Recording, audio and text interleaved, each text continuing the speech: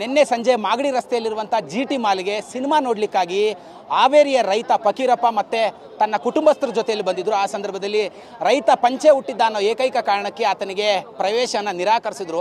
ಆತನ ಪತ್ನಿ ಕೂಡ ನಮ್ಮ ಜೊತೆಲಿದ್ದಾರೆ. ಏನಾಯಿತು ಅಂತೇಳಿ ಘಟನೆ ಬಗ್ಗೆ ಅವರೇ ಮಾತಾಡ್ತಾ ಹೋಗ್ತಾರೆ. ನಿನ್ನೆ ನೀವು ಸಂಜೆ ಸಿನಿಮಾ ನೋಡ್ಲಿಕ್ಕೆ ಬಂದಂಥ ಸಂದರ್ಭದಲ್ಲಿ ತಮ್ಮ ಪತಿ ಫಕೀರಪ್ಪನವ್ರಿಗೆ ಒಳಗಡೆ ಬಿಡಲಿಲ್ಲ, ಪಂಚೆ ಹುಟ್ಟಿದ್ರು ಅಂತ. ಯಾಕಮ್ಮ ಬಿಡಲಿಲ್ಲ? 6 ಗಂಟೆಗೆ ಬಂದ್ವಪ್ಪ, 6 ಗಂಟೆಗೆ ಬಂದ್ವಿ. ನೀವು ಪಂಜಿ ಹುಟ್ಟರ ನಾ ಬಿಡೋದಿಲ್ಲ ಅಂದ್ರು. ಇದು ಅಂತಂದೆ, ತಮ್ಮ ನೀಲ್ ಕೆಟ್ಟ ಸುದ್ದಿ ಅಂದೆ. ಅನ್ನತ್ಗೆ ಮತ್ತಿಲ್ಲ ಬಿಡೋದಿಲ್ಲ, ಈಗ ಕಾನೂನು ಮಾಡ್ಯಾನ ಅಂದ್ರು. ಓನರ್ ಯಾರು ಅಂತ ಕೇಳ್ತ ನಮ್ಮ ಹುಡುಗ. ಮಂಡ್ಯದನು ಅಂದ. ಮಂಡ್ಯದನ ಅಂದಪ್ಪ. ಮತ್ತು ಯಾಕೆ ಏನು ಅಂತ ಅಷ್ಟು ಕೇಳ್ತು. ಅರ್ಧ ತಾಸು ಈ ತಮ್ಮ ಫೋನ್ ಹಚ್ತ, ಫ್ರೆಂಡ್ಸ್ ಅಂತ ಫೋನ್ ಹಚ್ಚಿಂದಾಗ ತಮ್ಮ ಫೋನ್ ಮಾತಾಡಿ ಇಲ್ಲಿಗೆ ಬಂದೈತಿ. ಯಾರ್ಯಾರು ಬಂದಿದ್ರಿ ಸಿನಿಮಾ ನೋಡ್ಲಿಕ್ಕೆ? ಮಗ, ಗಂಡ, ನಾನು, ಮೂವಾರ ನಾವು ಬಂದವ್ರು.